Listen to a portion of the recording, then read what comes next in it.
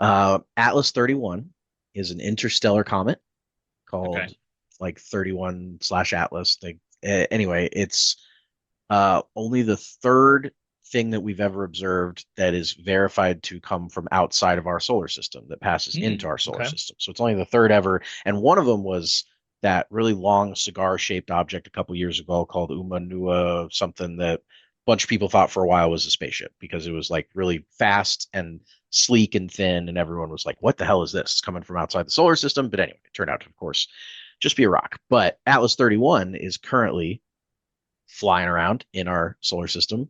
Uh, it's got a really weird path and it's like emitting light that, based on being a comet, everyone's like, oh, I don't think comets normally put light Is out like this the this. one that there was that unverified report that it was like it's aliens and they're trying to avoid Totally. detection from us? Okay. Yes, All right. totally. I And just it's, Googled this and you keep saying 31, uh-huh. but it's three and the letter or Roman numeral I. Well, okay. And on the Wikipedia page, it's a three, and it's not like the I is a superscript, like Uh-huh. like a Yeah. whatever you call them, a factorial or not a factorial, whatever, Yes, a an superscript exponent, would whatever be you call would them. be But that. yes, Yeah, like but up up. the Yep. upper one. It's slightly elevated, but it's not fully elevated. It's like there's the three, and then like one third of the three above that is the Roman numeral I. That's very confusing to me. It is Why? confusing. I don't know Why? how they name these or whatever. And actually, the 31 is just the colloquial. Like we just call it Atlas 31 because we you don't say three subscript I or whatever the weird. I don't know. But Half anyway, superscript I. half superscript. Yeah, exactly right. So hopefully that thing's going to come here and it'll let the Chiefs win one more Super Bowl and then do its business.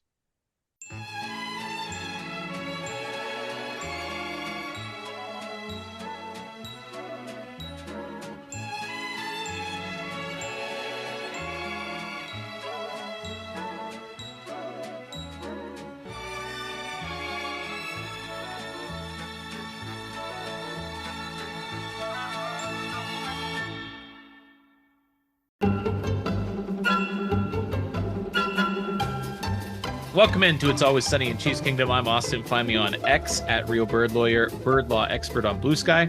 Here with me, as always, my co-host Taylor at Taylor_Wit on X, IASIC on Sky, IASICK. It's Always Sunny in Cheese Kingdom on Blue Sky. It's Tuesday before week one, 2025 NFL regular season. How's it going, buddy? It's going great, man. Fired up.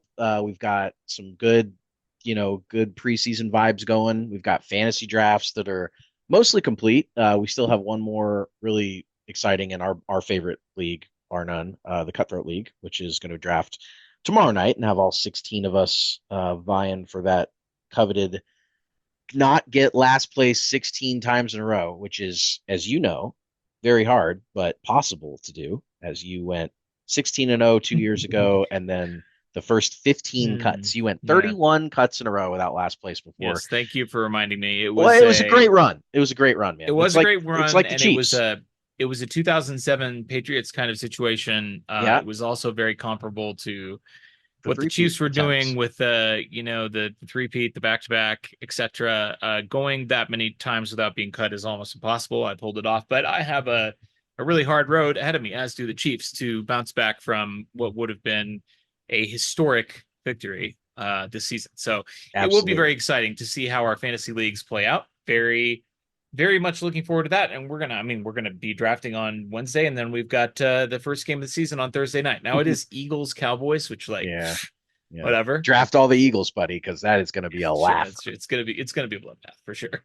Yeah. And speaking of course, interacting with us, if you all have any questions, comments, anything that you want to get after us, DMs, of course, for me are open on X at Taylor_Wit. Austin's, Mine it's are hard to, open. you're I they're just open technically, but they're really they're not open. open You in can send me a practice. DM. It's Yeah, just that it's it not going to. it may be a while or never that I get back to you. So Sure, but if you don't use those godforsaken apps, and I don't blame you, and you'd still like to talk to us, we do still have our Gmail address. It's always sunny in Chiefs Kingdom at gmail.com. You can ask me in there to join our Discord server, and I'll send you a little invite to that. We got a lot of good banter and back and forth, and a couple hundred people in that like to talk Chiefs, so that's always a fun time. And also, please remember to rate and review us. We do not run ads on this show. We might every now and then do like a little spoken ad, but we don't have any of the, we banged right in here and just hit the ground running. So we need your validation somehow. I'm good. How are you feeling about all of what I'm doing? Did you like that? Did you think that was good? Tell me I'm good. Tell me it was good. Tell me I'm good. Tell me I'm good. Tell me that was good. Tell me I'm good. Tell me I'm good. Tell me I'm good. Tell me I'm good. Tell me I'm good. Tell me I'm good. Tell me I'm good. Tell me I'm good. Thank you. Is it that hard? We got a great show for you guys this week. We will not have friend of the show, Randy Gisserly, on. Some scheduling issues to work that out. And so we will have and this has become sort of a tradition, as longtime listeners of the show know, which is an absolute pleasure and joy for us to get to talk to Randy. And we always have him on right before the season now. We, of course, have him on every week during the playoffs. We cannot make it happen this week, but we will make it happen for sure next week when hopefully we'll be discussing a Chiefs Week 1 victory over the Chargers. So we're going to keep this short and sweet, probably, an hour to an hour and a half as these shows go. But we really don't have that much to talk about this week. We have news and we have one game to preview. There's nothing to recap. There's only one game to look forward to. And that is what we will talk about. But first, news. Well, it feels good to be back, Taylor. Here we are doing the Week 1 regular season injuries. We're starting off with the injury news. We try to keep a similar format during training camp, but obviously the importance of the news that we're reporting on in training camp is a little manufactured. It's a little bit strained because it's not real. This is a real injury report that I am reading off of. We are recording this on Tuesday night with a Friday kickoff for the Chiefs. And that means we still have a couple of days of practice to develop Wednesday and Thursday. But on Tuesday, the only player who did not practice on the active roster was wide receiver Jalen Royals, did not practice with a knee injury. It sounds like he's pretty iffy to go in Week 1 based on some of the comments that Andy was making at his presser last week, but he still has a couple of days to come back around. Omar Norman-Lott was limited with an ankle injury, but the remaining 6 players on the injury report were all full goes. Hollywood Brown with the ankle, Jack Cochran, linebacker with a knee, Christian Fulton, the cornerback, obviously working his way back from the knee injury, and Juwan Taylor, the tackle, also a knee injury. Jared Wiley, a knee, a lot of knees going around, and Drew Tranquil, full participant with his back injury. They obviously held him out during the preseason, so it's good to see him back to full participation. The 2 wide receivers on the injury report, Royals and Hollywood Brown, they look like they're sort of going in opposite directions. Andy Reid said on Hollywood Brown, I think he'll be okay in terms of playing Week 1 and without getting preseason work, as he's a veteran guy. He did specifically say that, if he were a younger player that, didn't have the preseason to kind of show what he can do in the offense, that they'd be more concerned about playing him full snaps in Week 1. And I think that is probably why you're seeing a little bit more caution with Jalen Royals, who, of course, is a rookie. This is his first season with the team. And, these knee injuries, I know knee injuries aren't all exactly the same, but Juwan Taylor, for example, has talked about how he might, need to get the knee drained potentially after that long flight down to Brazil. So I'm sure they're just going to be cautious with Royals, and we probably will not see him on Friday. No, and remember the game last year where Jordan Love got hurt on that same field. It's not the greatest condition of any field we've ever seen. So I'm sure the team is going to play this, extra cautiously. I am a little, I don't want to say skeptical because I trust the coaching staff and the team on Hollywood, but this guy hasn't really. You want to see it. I want to see it. I want to see it. And they are treating him like they've seen it. They're like, well, he's a veteran guy. Yeah.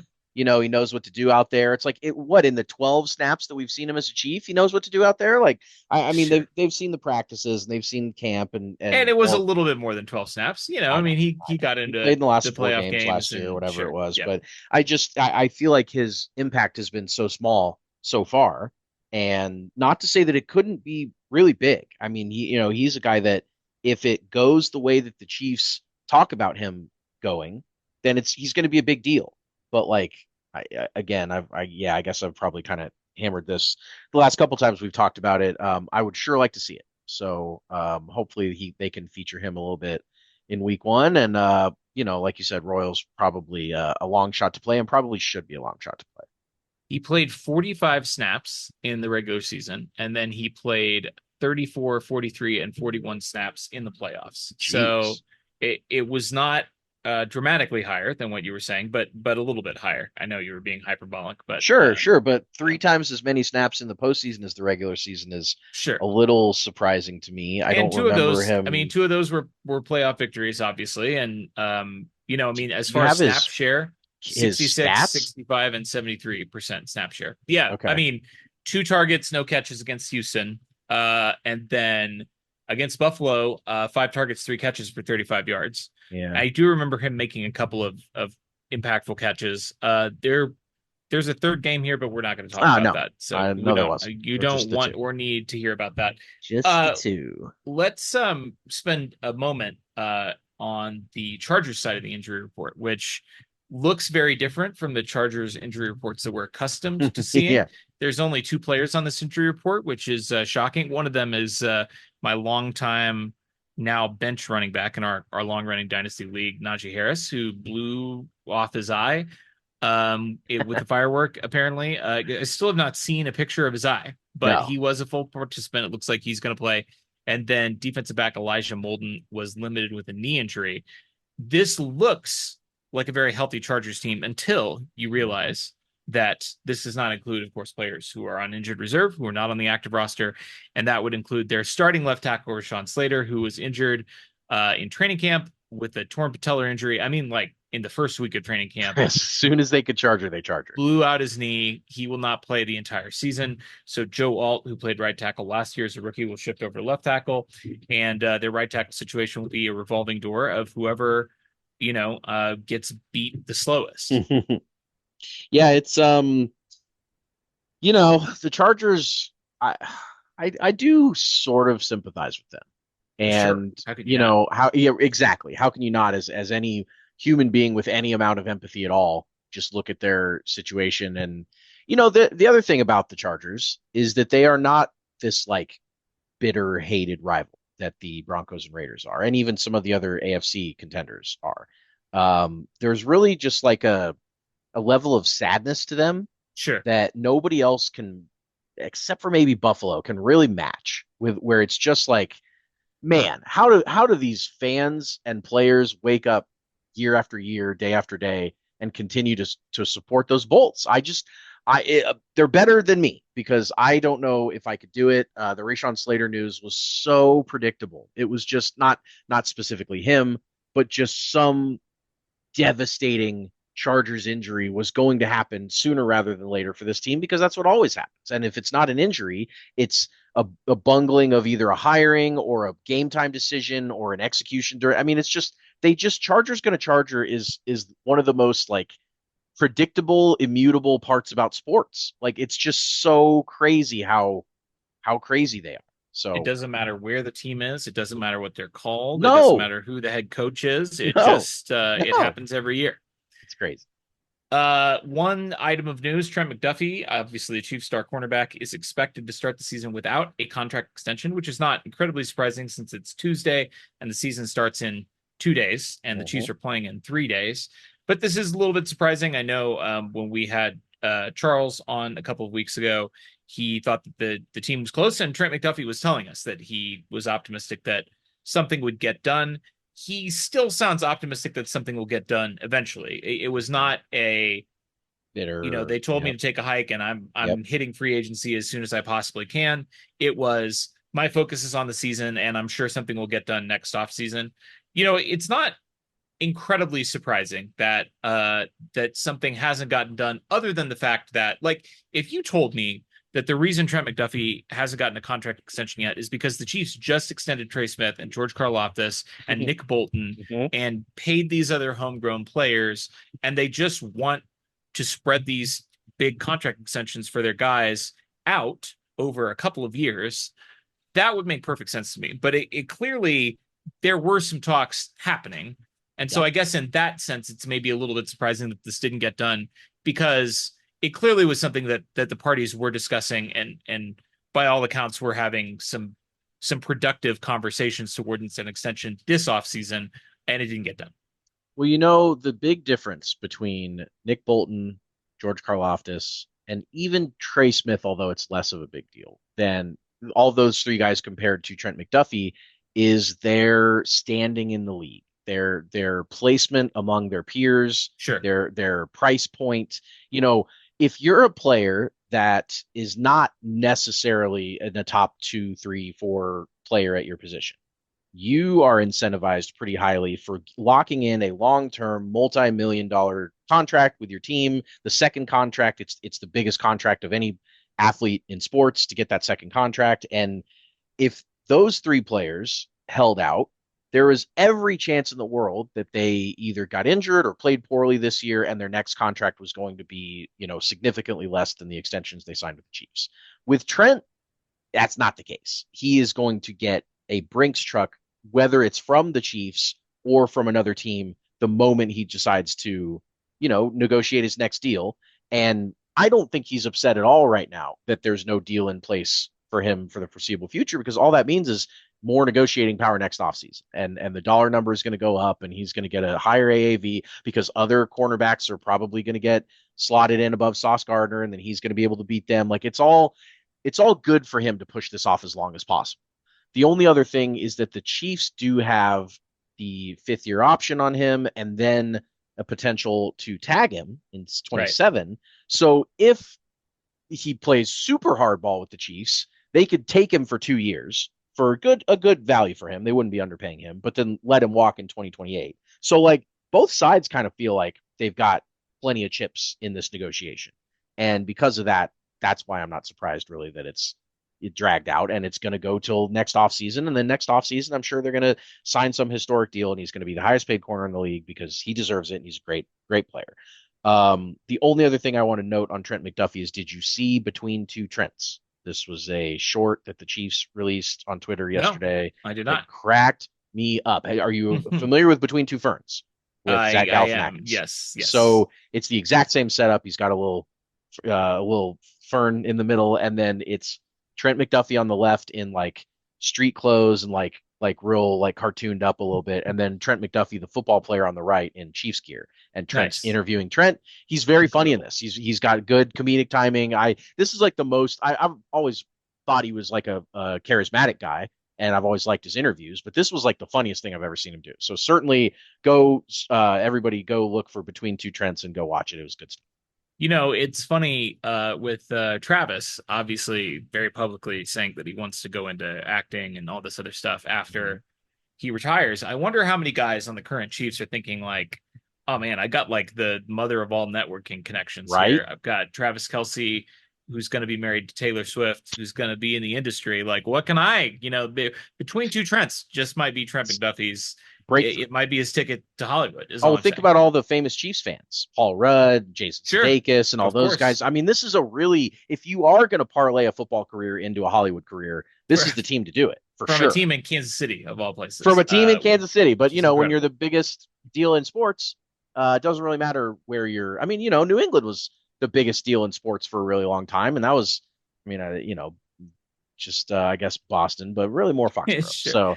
Yeah. So that was fun for Trent. Before we end the news, I do want to kind of give a little. I did some like stat digging. Okay. I was bored. Throw some nuggets out. I want to throw some segment. I want to throw some nuggets. It's kind of news. Sure. It's yeah, like that's great. It's like statistical news. The news is that you looked these up. Yeah. And we're presenting them to our listeners. Correct. I didn't have another way to shoehorn these stats in. It's just really two things that I found to be amusing. And there's really not, a ton we can dig into. But the first thing I looked up was, it's the Chiefs have won since Patrick Mahomes' first game in 2018. They've won 107 games with him as quarterback, which is pretty damn good. It was since September of 2018. And then I was just thinking, well, how long has it been since everyone's won 107 games? How far back in time do you have to reach? Has anyone won any, fewer? I mean, has anyone done it quicker than September of 2018? Of course not.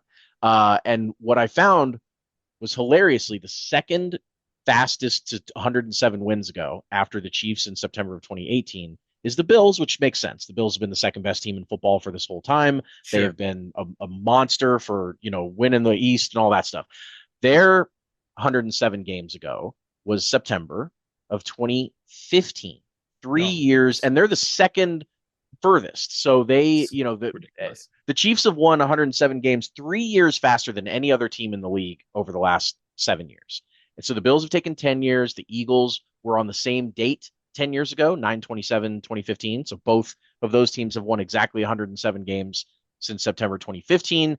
And then, I mean, it is a list of all the kind of the order that you would expect. It goes Chiefs, Sure. Who's who? Bills, The Ravens. yeah, Eagles, Packers, Patriots, Steelers, Ravens, those guys. But I mean, they're all, 10 plus years. And so then the most funny part of this list is the end of it, because then you think, okay, who's the worst? The Cleveland Browns won 107 games between January 1st, 2006, 19 years ago, and today. It has taken the Chiefs 7 years to replicate the last 19 years of Cleveland Browns wins. So almost 3 times as fast, which is crazy, preposterous. I mean, that's, if the Chiefs win, 12 games, then the Browns have won 4 games that year. I mean, it's just they're just completely outpacing them. And then you've got, at the bottom, the Jags were November of 2006. The Raiders, the third slowest, November of 2008. So they have taken 17 years to win as many games as the Chiefs have taken 7. Jets, Commanders, Giants, Panthers, those guys. They're all 08, 09. So yeah, just some perspective there. Whenever we think about like how many Chiefs wins we've seen, and we're thinking about like, okay, how many times have I watched my team play and they walked away with it victorious?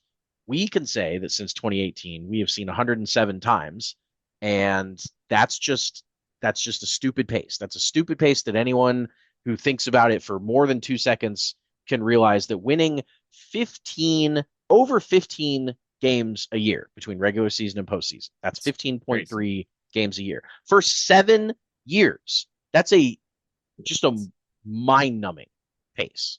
It's crazy.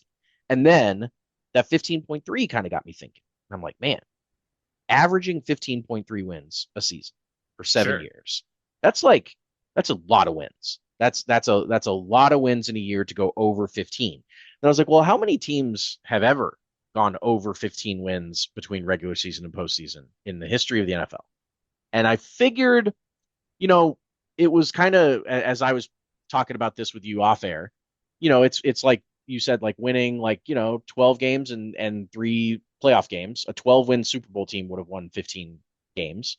Or you could go the other way and you could win 16 regular season games and then lose your first playoff game, which has never happened before. But 16 franchises have never gotten more than 15 wins in a regular season plus postseason in the history of their franchise.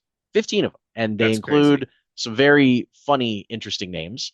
We've, of course, got the Raiders, who in their long, illustrious, Super Bowl winning years in the 70s when there weren't as many games in the regular season, all that stuff, their maximum that they've ever done is 15. The Bills, who went to 4 straight Super Bowls and are the second best team in the league in this time that the Chiefs have won all these games. The Bills' most wins in a regular season and postseason combined is 15.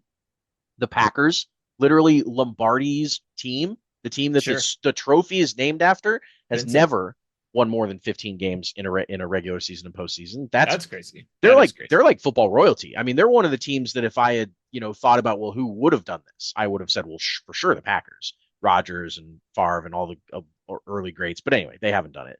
The Lions, that's not a surprise. The Cowboys, a team that won 3 out of 4 Super Bowls, 3 out of 4. One of the greatest dynasties in the sport's entire history, has still never won more than 15. And again, the Chiefs have averaged 15.3 for 7 years. Insane. The Saints, the Seahawks, the Jaguars, not that surprising. The Ravens is pretty surprising to me. They've, of course, had several dominant runs. They've had Lamar. They had that is crazy because Lewis they've literally won 14 plus regular season games, and then they just a couple of times can't string them together. All you got to do is win 2 playoff games at that point, and correct. That's pretty easy for most teams to do. The Cardinals and Jets, who are 2 of the losingest franchises as far as been around the longest, have never accomplished anything at all. I mean, they are as bottom tier of NFL history as it gets. The Bucks, who have won 2 Super Bowls, but really outside of those 2 Super Bowl seasons, have not really ever done much, including going 0-17 at one point. The Browns, of course, we would expect. The Texans, they're sure. new. That's fine. Doesn't, it takes a while to get up to Newish. I mean, they've been around 2002, for 23 years. almost, Yeah, right, that's 23 fair. years. Yeah, But then finally, the Bengals, which of course. makes a ton of Sure. sense. It And does. the opponent for week one, the reason that I looked this up, the San Diego slash Los Angeles slash wherever they're going to move to when they're tired of the bad karma this time, Chargers have never won 14 games in a regular season and postseason, let alone 15. That is crazy because I thought they won Or 14 sorry, games. they've never Sure, won they've never more won than more than 14. 14. So they've never Because- even gotten to 15. That's what I mean. because They did go Marty 14-2 and took fired them, Marty. yep, to Yeah. 14-2, and then they promptly lost their first game to the Yeah. Patriots in Yeah. the playoffs that year. So Yeah, those were crazy. my I mean, my unbelievable. stat nuggets. It's crazy how much the Chiefs are winning. Just try to keep the perspective that, not only is the lofty Super Bowl expectations and aspirations and all that stuff, like it's great to win the Super Bowl. Of course, we know that. And we want to continue the postseason success and all that stuff, but the Chiefs are just on an absolute heater in wins, in the one thing that matters in the NFL. And we've got to just continue to remember to appreciate it. I love that. And we do need to continue to remember to appreciate it because, for the first 3 or 4 seasons of this run, we got to see all these cool graphs and stats and so on and so forth. And all of them were, Mahomes number 1, Chiefs number 1, whatever. And, it feels like the Chiefs have been, and particularly Patrick, have been supplanted by these other less accomplished people. I just saw a tweet today about Lamar Jackson having a quote unquote crazy streak where he's gone 52 games without losing by more than 7 points. Yep. And I was like, well, that doesn't seem that crazy because Pat has had similar streaks to that. I looked it up, and this is including playoffs. Pat went 53 games before the Tampa Super Bowl without losing by more than 1 score. Now, there was 1 8-point loss in there to the Raiders. So, sure, you have to make it of 1 7 score. points instead of 8 points. On the other hand, it's one point possession. in 53 games that changes that stat. And it's 53, not 52. He made it 1 more game. This second streak, which he started 4 games after losing the first streak or whatever it was, because it was the regular season loss to the Titans was the game before this second streak started. He did 62 games without losing by more than 8 points, more than 1 score. And again, 1 8-point loss in there to the Packers. And that's it. So again, you're talking about 2 8-point losses that prevents 2 points over the course of 110-ish games that prevents Patrick from having literally 2 streaks longer than that. So I guess that is a crazy stat until you realize that it's cherry picked. It's done as a service to Lamar, who obviously is an amazing quarterback. But we've done that. We've been there, and people need to remember that. So this is a good question. So Pat lost his first streak because he lost in the Super Bowl by more than 7, right? Yes. So would it help Lamar? And I don't really think I know the answer to this. But if Lamar made it to the Super Bowl, got blown out by the Rams by 38 points or whatever, something like Pat's experienced a couple times, would Ravens fans rather, does it help at all that he got to the Super Bowl and then finally got blown out? I just feel like, because everyone, I saw the replies on the Lamar tweet and everyone was like, oh, he hasn't lost by that many points in a long time. Well, so he must have a couple rings in that, and I get it. And that makes total sense. And Pat, won a ring before he lost by more than 2 scores or more than 1 then score. he won 2 more rings. And he won 2 more after it. By multiple scores again. So, it's one of those deals. The perspective of all these other non-Chiefs teams. I mean, Nick Wright said it best this offseason. I've seen it said many different ways, but Patrick Mahomes is compared to Patrick Mahomes at his best. Right. These other quarterbacks and teams are compared to Patrick Mahomes at his worst. And even when they compare it to Patrick Mahomes at his worst, they still can't beat him. And yet anything that Pat does, no matter what it is, unless it's just dominate regular season, dominate playoffs, win a Super Bowl, anything he does downgrades his legacy. Right. Whereas these guys can accomplish things that Pat's done a million times, and it seems to elevate them above Pat. It's a crazy narrative world that we live in the NFL. Everyone always is trying to mix stuff up. It's crazy. Maybe it all changes now. Let's talk about week one. Chiefs at Chargers in Brazil. It's the start of a new season. And, we're going to get into this game a little bit. I will be upfront with you. The matchup doesn't really do anything for me. You just talked about the Chargers and, the funny stats that were inspired by their hilarious ineptitude historically. But you just, there's just something about NFL week one. The lights come on. It's going to be in prime time on a Friday. It is the start of something new. And every season is 17 plus games of football where stuff is going to happen that's never happened before. We're going to witness things that we've never seen. We have a Hall of Fame quarterback and a Hall of Fame tight end and a Hall of Fame head coach, and they're all going to add to those resumes in this season. That part of it is always really exciting. And, I think the enthusiasm, we took the entire summer off because the way the last game that counted that we saw the Chiefs played, like you saw in person, was not fun and was not good. And, there is still a little bit of that feeling. And we last experienced it, obviously, after the Tampa Super Bowl. And that was 2 Super Bowl victories 2 rings ago. And there was a lot more doubt back then, whether you win one, there's still a lot of doubt about whether you can do it again. There's no doubt about whether or not the Chiefs can do it again.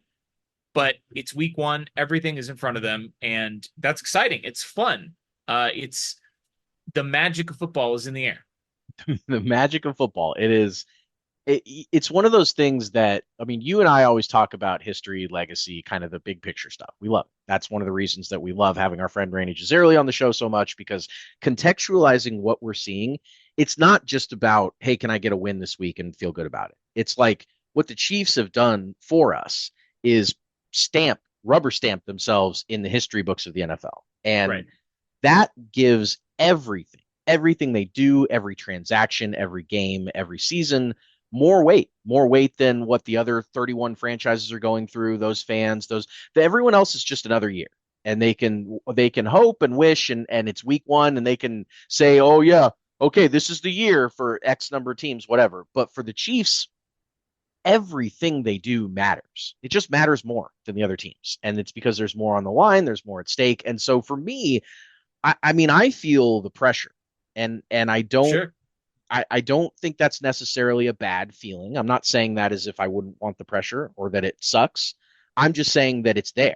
And it's just this ever present, like they have to keep going. They have to keep pushing. They have to keep doing it. They have to keep winning, because once they stop, you just don't know when this is going to be taken away. You don't know when we're going to look down and it's been 2 years and the Chiefs haven't won a playoff game. Like that's terrifying to me to think about. That it's that we're now looking backwards at what was instead of in the middle of it. And this all, week one is another way to show that what happened in February is not the beginning of the end, but it's just another stop on the ride. It's another Tampa. We better damn hope it's another Tampa, because if it's another Tampa, everything's looking great, and the Chiefs are going to win more, and they're going to win more rings, and we're going to be great, and everything's going to be great. But there's going to come a point sometime in the future, in a far distant future, we hope, that it's all going to come crashing down. And I just don't, it can't be yet. It can't happen yet. This is their first opportunity to prove that it wasn't the beginning of the end. And this isn't the end of the ride. And literally, while we were speaking, I just, I occasionally will pop into my timeline to see if there's any breaking news. Right. And literally, first things first, clip. We're witnessing the end of an era. The Kansas City Chiefs are done. This is a direct quote from, first things first, 15 minutes ago. That they Who on first things first? Will Colon or Cologne. I don't know who that is. Don't know him. Okay. He was on there with, now I'm going to forget his name, the guy who used to host in Kansas City. Danny Parkins. Yeah, he's on there with Parkins, and I recognize Parkins. For some reason, I recognize his face, even though he did radio. Yeah, he's got a face for radio. Good friend of yours. But yes.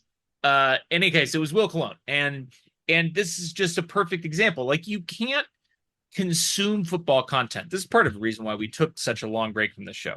You can't consume football content. And speaking just for me, but I think also for you as well. I took a long break from consuming football content because Yeah. you cannot consume football content without experiencing that. People saying it's over, this is the end, and we've already heard that once. We heard it after Tampa. They went out and won back-to-back Super Bowls. They almost won 3 in a row.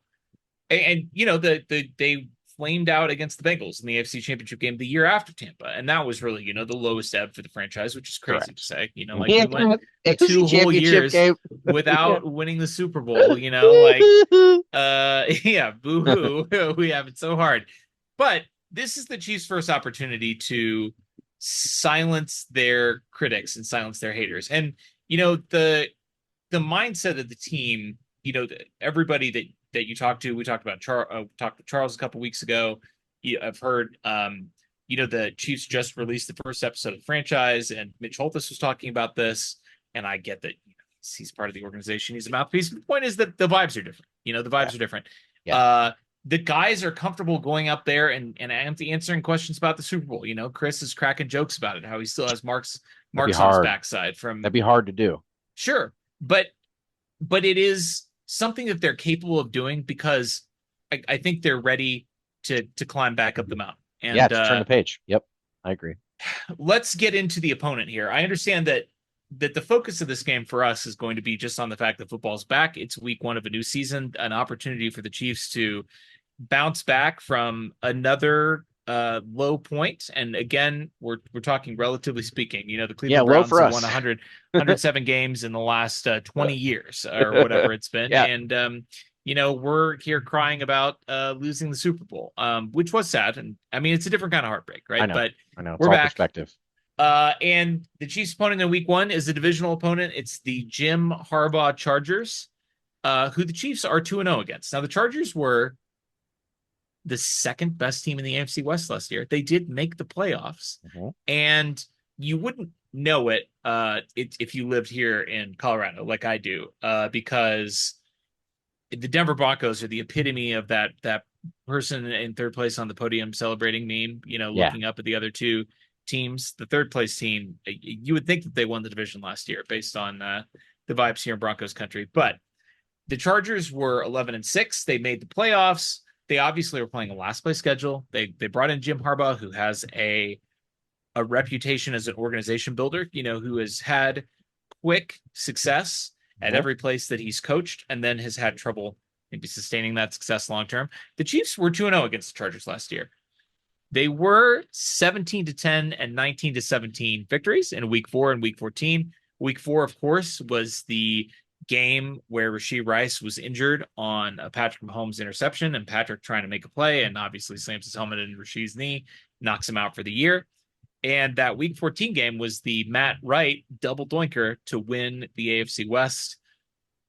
I don't know that we can take a lot away from these games, but it's nice to be 2-0 against a divisional opponent and their head coach quarterback combo. Yeah, I mean, you know, the Chiefs went 6-0 against the AFC West last year, and you know that's what happens when they went 5-0 because we don't count the final the Broncos game because that game was thrown out. So, you know, they always emphasize and really, you know, over prepare for these divisional matchups. Andy Reid's always said that this is the most important games on the schedule are the 6 games against your division, and the Chiefs tend to, you know, if they do save anything, which I guess this has been a bit of a meme for us and it hasn't really been exactly the truth, but like if there is something in the bag that the Chiefs haven't shown yet, they tend to show those plays against division rivals. I mean, certainly over the last 10 years they've done that. And I feel that this matchup is a good test more mentally for the Chiefs to see if they know the Chargers are going to bring their A game because everyone hates the Chiefs and everybody brings their A game against the Chiefs, but especially these division rivals.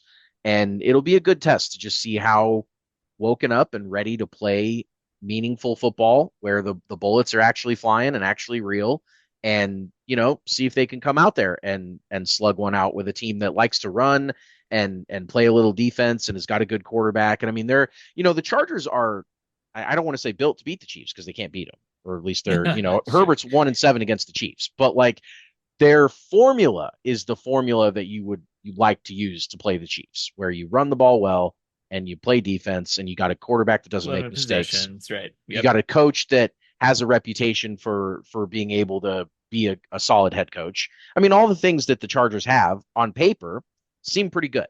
It's just that they're just the baby version of a team that would beat the Chiefs. They don't quite have the top end A+ talent that you would need. So we'll see. We'll see how this matchup plays out.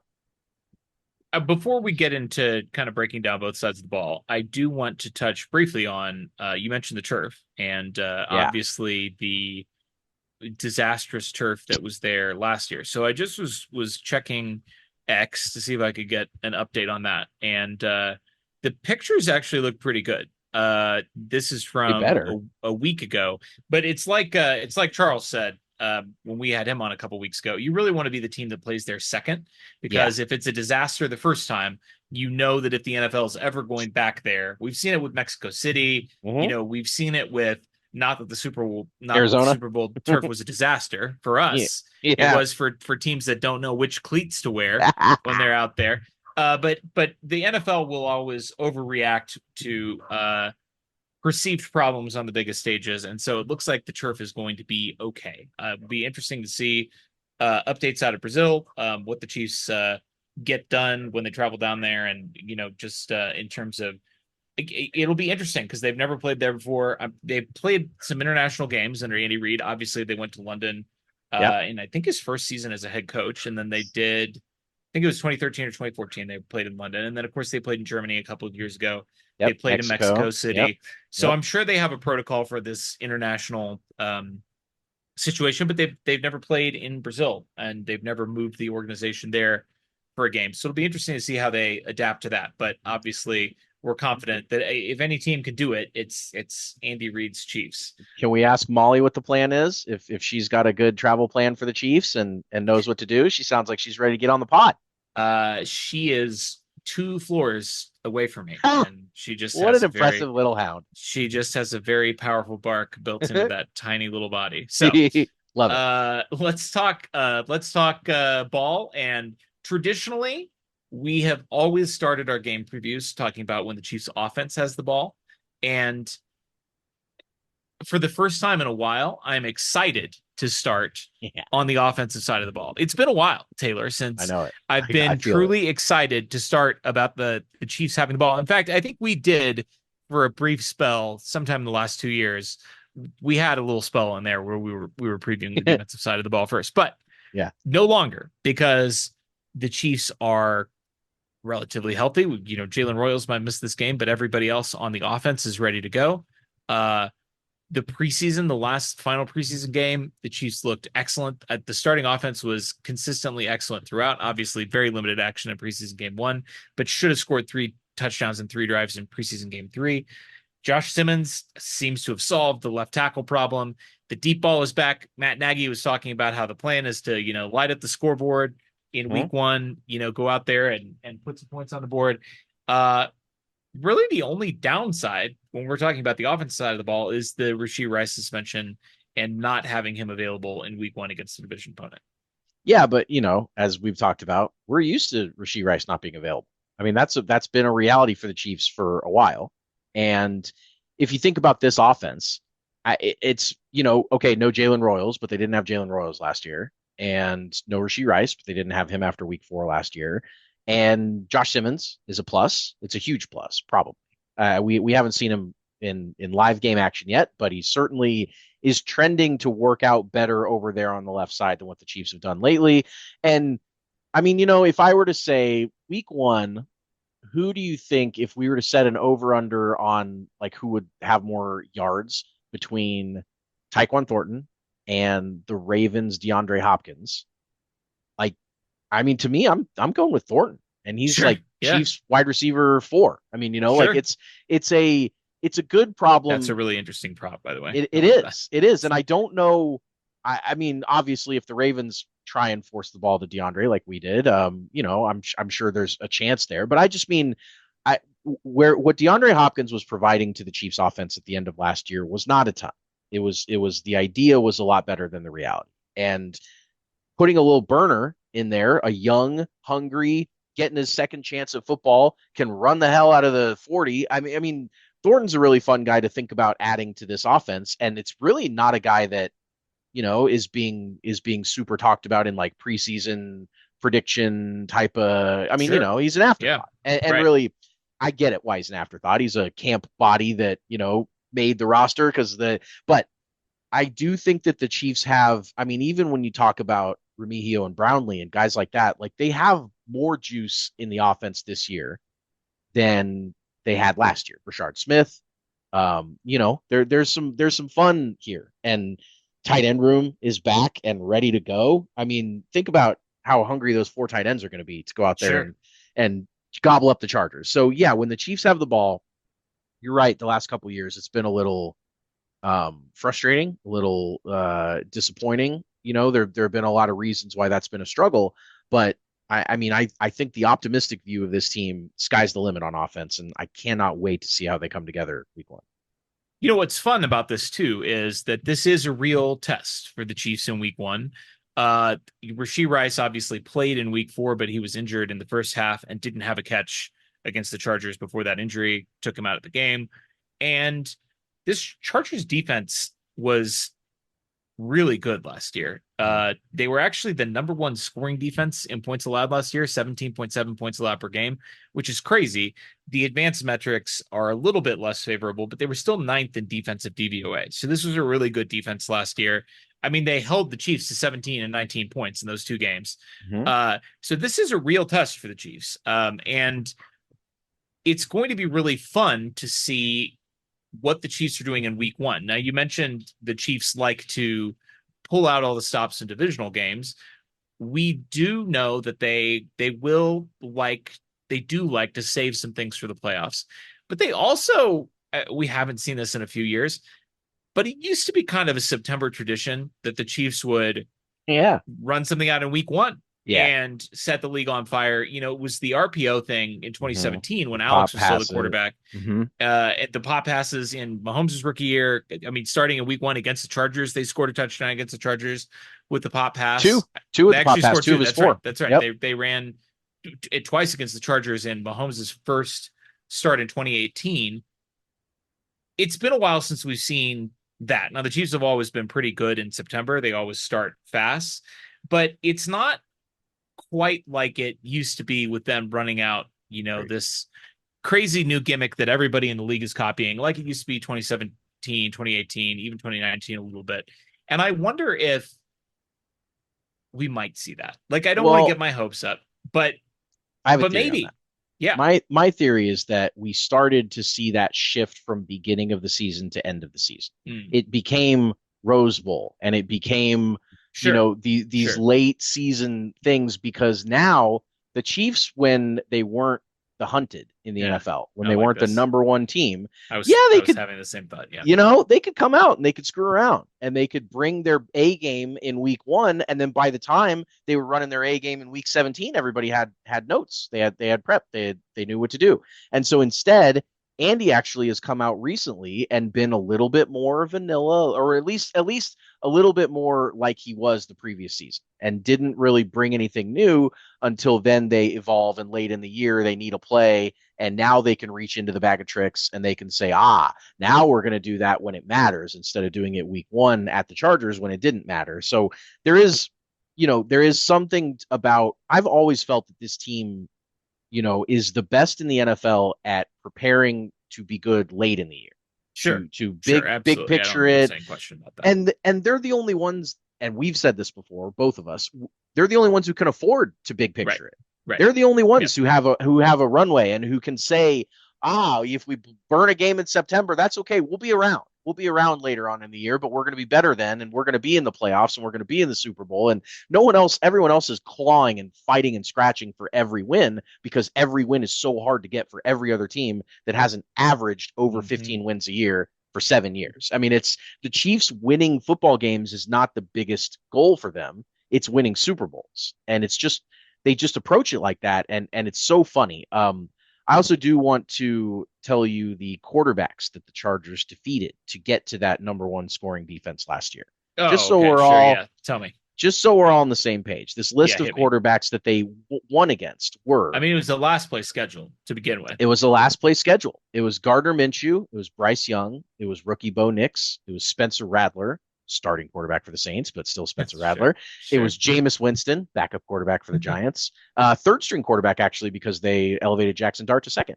It was Will Levis, who is second string in Tennessee. It was Joe Burrow. Yeah, good job. Yeah, Joe Burrow. Yeah, It was sure. it was Kirk Cousins, who's second string in Atlanta. It was Drake May, who's a good quarterback, and it was Aiden O'Connell, who is probably the third or second string in Vegas. Yeah, probably second string. So not a lot of big names there. Joe Burrow is really the only guy, worth mentioning as a quarterback that the Chargers defeated. Sure. Everyone else, there's kind of that number of like points given up, little bit of fudge in there with and now that they're playing a second place schedule, we'll see how they hold up. Well, and I mean, like I said, ninth in defensive DVOA, that's still good, but you have to Yes. take into account that the Chargers are very much they are a team that wants to shorten the game and limit the number of possessions. And of course, if you are only giving the other team 8 opportunities to score in a game because pace you're playing offense, they're going to score fewer points. So, Sure. That is part of it too. Now, it is an interesting contrast in styles because the Chiefs offense the last couple of years has been incredibly comfortable in those types of games because they've had to be, because that was the book on the Chiefs. They said, everybody said, keep the ball out of Patrick Mahomes' hands, run the ball, shorten the game, whatever. And the Chiefs are like, all right, well, if we're only going to get 8 opportunities a game, we are going to become the most boring but lethally efficient offense in the league. We're going to have the highest success rate running the ball. We're never going to have an explosive play ever. We're just going to dink and dunk. And like, if you want to shorten the game, that's fine. We'll shorten the game and we'll just beat you in the fourth quarter. We'll beat you with efficiency. We'll beat you with a timely play on defense. So it's really interesting. And I mean, I think the scores of these two teams in the 2 games they played last year reflect that, right? Like, they'll be over 20. A total of 9 points in 2 games separating the Chiefs' 2 wins over the Chargers. It's going to be really interesting. Now, that being said, obviously the Chiefs have the potential to be a completely different offense this year. They have a left tackle. They don't have him this game, but they had a number 1 wide receiver. He's suspended. He'll be back in week 7.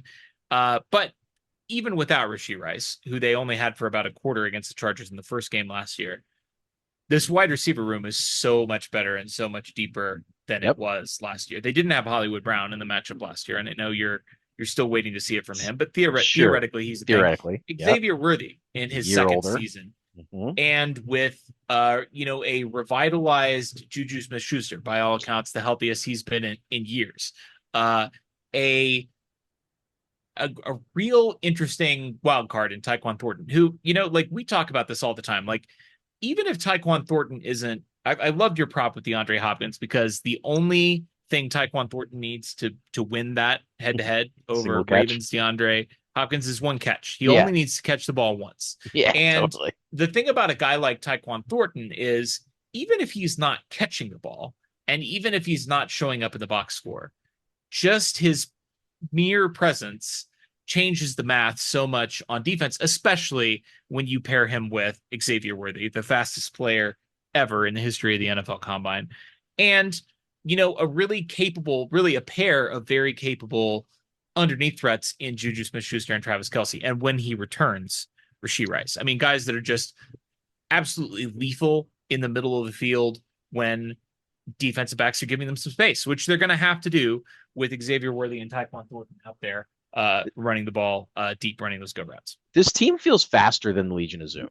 And maybe that's because, so the Legion of Zoom, Tyreek, and then Sammy, Demarcus Robinson, who was very fast, and probably Pringle was usually the 4th guy in the old Hardman, I guess. Hardman, sure. Hardman was, and he certainly was, known for speed, although he ran like a 4.44, and he was a punt returner and stuff like that. Yeah. I mean, they were, they got their nickname appropriately. But then I was just thinking, I mean, between Hollywood and Worthy and Thornton, those 3 guys are fast as hell. I mean, They are. they are burners, and then Rice can get there. He's more of a possession guy, but he certainly has got some juice to him. So I don't know. I mean, I still probably with Tyreek obviously being the fastest of I all mean, of them. Tyreek is the fastest Yes, football player ever. person. I Yeah, mean, he's yeah, yeah. Regardless of his 40 time, like he just plays correct, faster than any person I've ever seen or will ever see. I feel pretty confident correct. that like I we'll agree never see his like again. until they start jacking up everyone's DNA and stuff. But yes, in But you're normal right. human bodies, yeah. And the biggest difference too is that the Legion of Zoom, that is what they had was speed. What they did not have was a Juju Anything else? Smith-Schuster or I Yeah, know he's suspended, but a Rashee Rice. yeah. Like they had Travis Kelce for that. Travis Kelce was the guy that, while those guys were running deep, Travis Kelce was the guy that was always open in the middle of the field. Guess what? They still have Travis Kelce, except now they have Juju.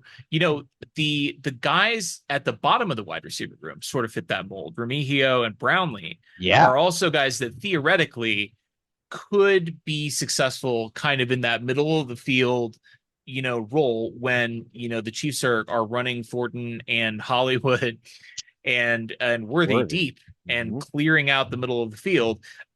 I mean, those guys theoretically could eat. Remigio especially is a guy that like we've seen the lateral agility from him, the east-west agility from him. And he's a guy that like, if you get him open in the middle of the field, that he can make guys miss because we've seen it. Like sure, it's his job. Yeah, right. Absolutely. So, yeah, I like that comp a lot. let's talk about the other side of the ball. We're excited to see the offense. I really hope that next week when we have Randy on, we're talking about the Chiefs offense being back. I hope that is all we spend. I'm probably talk to Randy for at least 2 hours. I hope that's what we spend the entire 2 hours talking about. But let's talk about the other side of the ball, because this is a really interesting. I mean, we talked about stylistically the matchup between the Chiefs offense, at least the Chiefs offense that appeared the last couple of seasons, and the Chargers defense. But on the defensive side of the ball, for the Chiefs, the Chargers finished 12th in offensive DVOA, and the Chiefs finished 12th in defensive DVOA last year. So on paper, a Spider-Man very, meme. Yeah, exactly, a very even matchup. And I mean, there are a few things that I'm looking at in this game. I mean, number one, it's always starts with the pass rush, right? And the Chiefs had a good pass rush for last year, but they were one of the worst teams in the league in getting pressure, only rushing 4 players. Historically, Herbert is a hard quarterback to sack, and the Chiefs have gotten to him before. They've had some games where they've been, successful blitzing him, and other games where they just can't touch him. And you and I talk about this every time we preview a Chargers game. It feels like Justin Herbert, whenever we watch him play the Chiefs, is like a completely different quarterback from the guy that plays the other 30 NFL teams. Yes. Because he's always just making, I mean, he's obviously a very talented player, but he's always just making, specifically like to escape and extend plays. He's always making plays against the Chiefs. So that to me is kind of where this matchup starts. Like the Chargers have given you, I don't want to call it a gift because it's very typical Chargers to have their left tackle injured before the first game of the season and miss the entire year.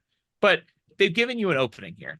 Joe Alt is moving to left tackle, and he obviously super highly regarded prospect. No doubts that he will eventually be successful in that position, but he played right tackle last year, and this is still a second-year player. Rashawn Slater is out. The middle of that offensive line is good but gettable. So the Chiefs are down FAU, but he was the last guy in that pass rush. Show me, the new multi-million-dollar man, George Karlaftis. Show me Charles Omenihu is back. Show me that you can get pressure with 4, and I will be really excited about this defense. I agree. What I'm really excited about also is the potential for complementary football again. That we haven't really, it's kind of been a passing of the baton between the Chiefs offense and the defense. And then, they've kept each other in games, and that's great. But what's better than keeping each other in the game is helping the other unit blow out the other team.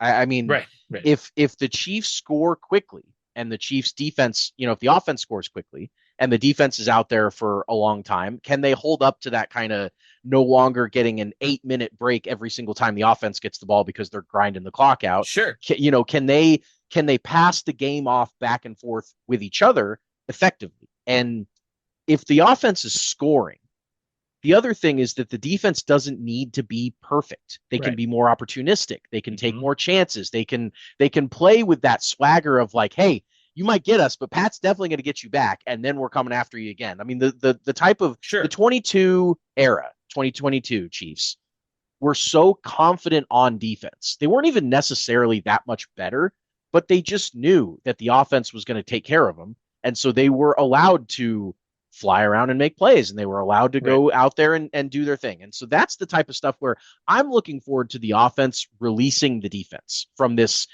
oppressive every drive has to be perfect because the offense isn't going to be able to get it done if the defense doesn't.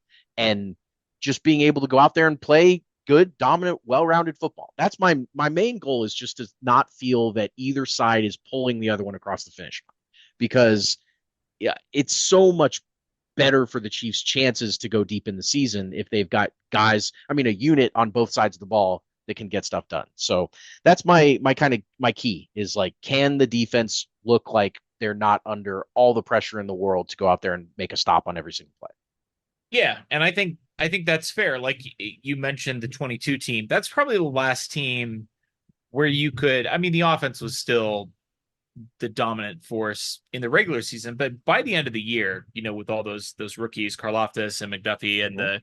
the other DBs, Jalen Watson and Nazeeh Johnson and all those guys that were rookies that year, Chanel, Joshua Williams. they Yep. they really Yep. came on strong at the end of the year, and really through that playoff run, and especially after Pat, hurt his ankle, like they were on pretty equal footing. And then the 23 team was obviously very defensive dominant, carried by the defense. And then last year they were pretty equal, but like Equally bad. equally mid. Yeah, it was going to Yeah, be say mid to be you're right. generous, but Mid, like mid is more generous. neither They one weren't of bad, them, but neither one of them were a dominant force Mhm. last year. And so, getting back to, yeah, exactly, being like co-equal partners in the team's success will be really interesting to see. And I do think they have the potential to live up to that. Now, I have more faith in the offense than the defense, which is yeah, funny considering historically. I mean, at least the last couple of seasons, historically, the sure. offense has been better in the Mahomes era. But the last couple of years, it's been the defense that's been better off. We talked a lot during training camp, of course, about the defensive back room. Justin Reid out, and they're expecting Brian Cook to step into a larger role.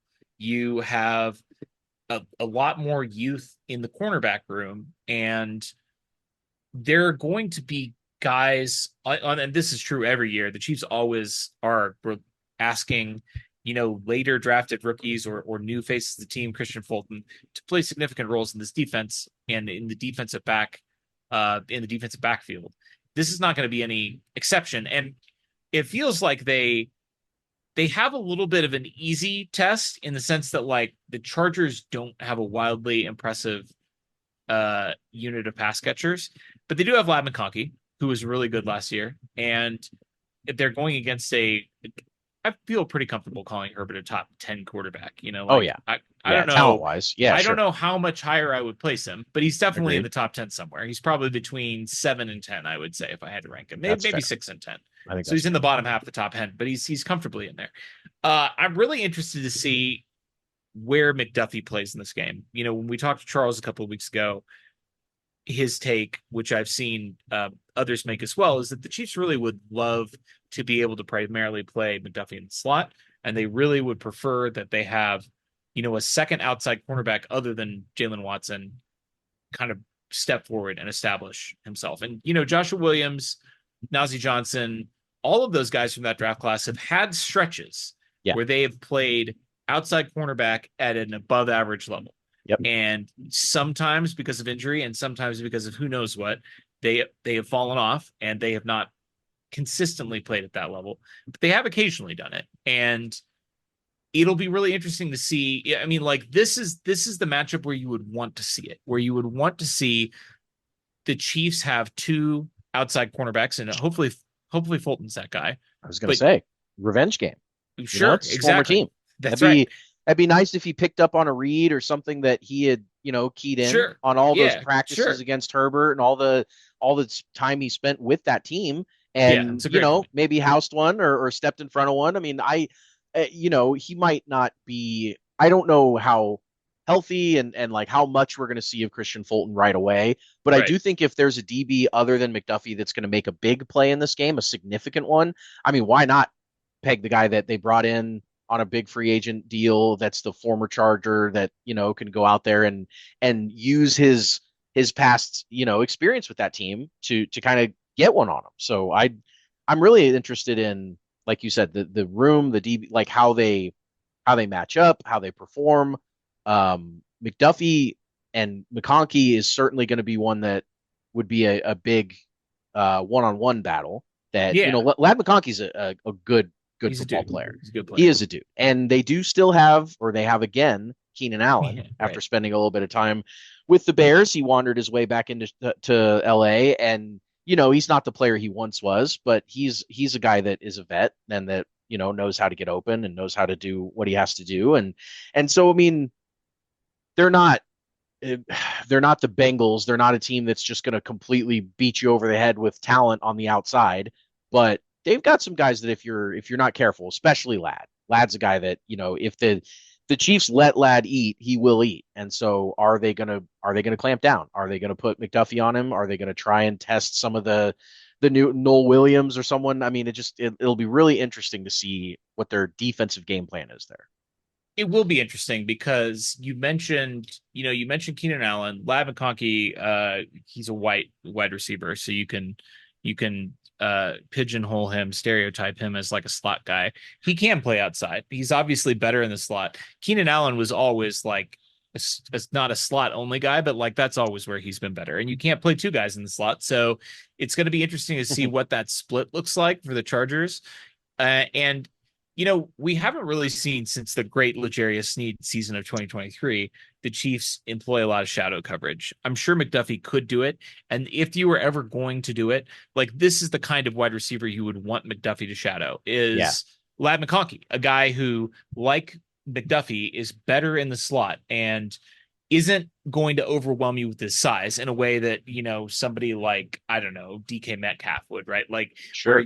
where McDuffie would be giving up like 8 inches, and if Yeah, you're looking DK at is a tough matchup for wingspan, McDuffie. like a couple feet probably in wingspan. Uh-huh. So this will be it'll be really interesting to see how the Chiefs deploy their DBs.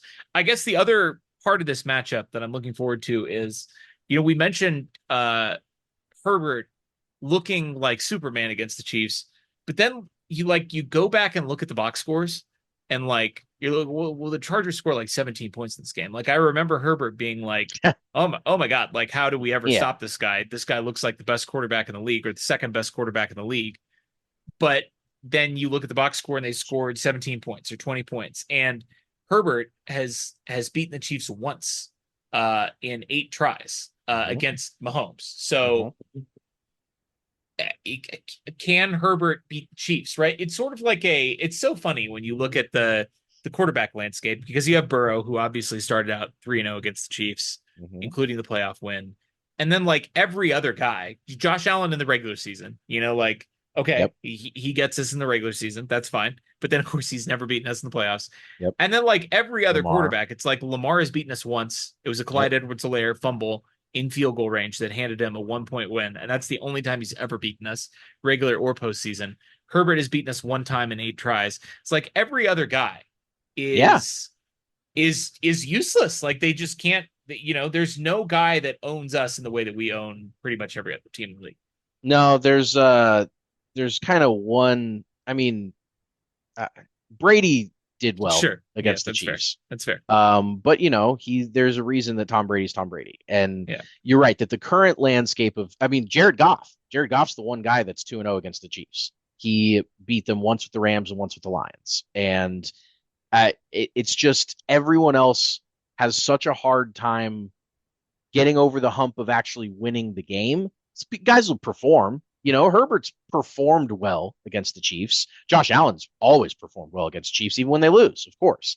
But the winning, the getting the job done at the end of the game in the fourth quarter, you just don't see. Like the iconic picture of Chiefs Chargers right now that I think of. If you can think of one kind of moment of the rivalry that sticks out to you right when I say Chiefs Chargers? What is it? Are you talking about in the Herbert era? In Because the first Herbert v. Mahomes. Yeah. okay, in the first thing that comes to my head in Chiefs Chargers is still Philip Rivers Yeah, and okay. Arrowhead Yeah. on Yeah. Halloween. No, you're right. You're right. You're right. Worst night That's ever. like that's like classic. that's the very first thing that I think of. But I mean, I'm thinking of Travis Kelce streaking into the end zone in overtime in Los Angeles in a game that was back and forth, that both teams were, executing late in the game. But again, I just don't see a moment like that happening for these other quarterbacks against the Chiefs, where the other team drives down the field on the Chiefs in the fourth quarter or in overtime, throws the game-winning touchdown. It's just so rare. It's just not. And ironically, the first one of those that came into my mind when you started saying that was Philip Rivers doing that to Mike us Williams. in 2018. Exactly. Yeah, and we were there. And Mike Williams with the walk-off 2-point conversion. And Thursday night. That was Philip Rivers. Yeah. Who Maybe was that's not part of it. Known for his fourth quarter clutch gene. No, I mean, Brady and Rivers are two examples of guys that by the time they were doing that type of stuff to the Chiefs had been around the block. And there's no one in the NFL right now, save for Aaron Rodgers, who the Chiefs never play because every time he's on their schedule, he backs out. I mean, it's one of those deals that there's nobody around the league that has that kind of veteran presence of mind, like a Matt Stafford. Like if the Chiefs, they played Stafford when he was a Lion, and a couple years ago when they barely beat him. Or maybe that was Goff. No, that wasn't Goff. It was Stafford. And Mahomes had to do there was a game-winning drive in Detroit. Down scramble. Yeah. Yep. So a guy like that, like Stafford, and that was before Stafford had obviously won a ring with the Rams and kind of leveled up in like the league's view of him.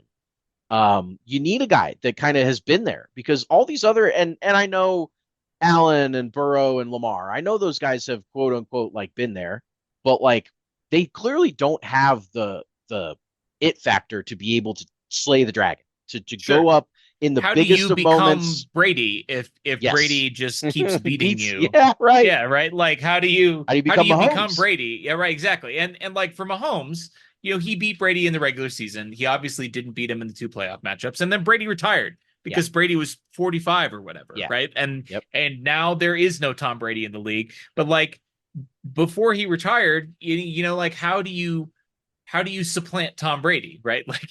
And how does any other quarterback in the league become Patrick Mahomes without being able to beat Patrick Mahomes? I don't know. Right. Yep, got to just go and do it.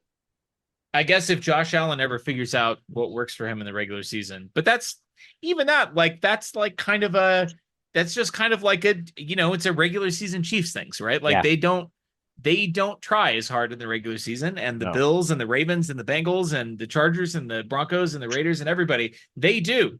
And we just don't care that much. Do you want to make a prediction in this game for week 1? So I don't. Okay. And I'll have to decide if I want to moving forward, because it is something that we tend to do. Goes.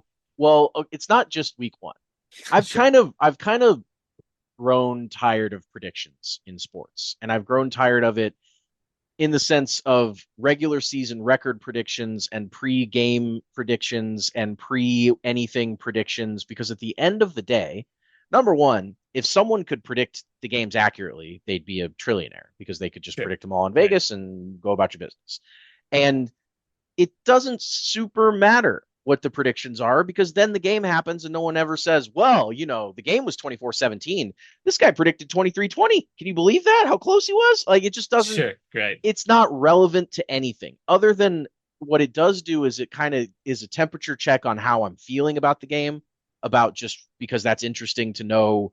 Well, do you think the Chiefs are going to do it? You think, and who knows? I could think the Chiefs are going to go 20-0, like I have many times in the past, and they never do it. And so I just feel this fake.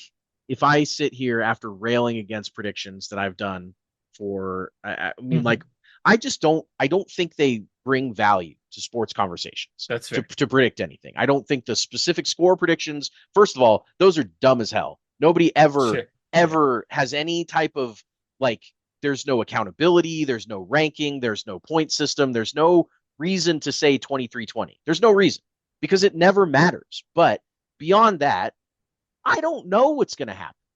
And so why am I predicting something that I don't know? It's not like asking the weatherman what the weather's going to be, and he can look at the weather machine and say, "Well, I think it's going to rain because of, Well, you know." also those guys are wrong all the time. Well, So, those guys are wrong too. So it is maybe it is like the weather machine. Maybe maybe this it is is like like that. saying, "What's the weather going to be like?" And I can use the weather machine of stats and of history and of all that stuff and tell you, well, I think the Chiefs match up well here. I do think the Chiefs match up well here. That's what we're getting at. I think that it's a game that the Chiefs are going to be hungry because they got their ass kicked in the Super Bowl and it's prime time. And Pat was voted fifth in the NFL top 100. And everybody says he's washed. And everybody said that the Chiefs dynasty's over. First of all, that guy on First Things First is a Craig Carton. He's on Craig Carton show, and Okay. he glommed onto there Sure. because So Danny he Parkins got and the Craig Carton the bump, yeah. the Craig Carton bump. Yeah. So Sure. doesn't matter what the haters say. Jason McIntyre, whoever it is out there, Colin Cowherd, Joe Montana today. Yeah, on Twitter. hold on. We gotta address Yes. that really quick. Yes. That's gonna in like 4 days they're gonna come out and they're gonna You're my release like chief. the full clip though. Like that can't have been like there had to have been some sort of Just for context, stipulation that like he's not they allowed asked to pick Mahomes. Joe Montana to start a franchise That's with three obviously. quarterbacks. And I saw a caption that said other than Drake May, and I don't know if that was like them joking or like why Drake May was even brought up in that conversation. But right, sure.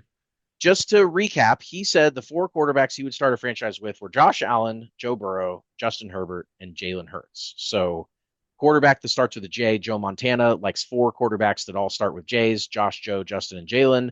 It just did. I'm shocked. I'm shocked that the former Chief, who has spoken glowingly about Mahomes, as everyone has done at one point, leaves him off the list of who he would start a franchise with. And Josh Allen's 9 months younger than Patrick Mahomes. It's not like Josh.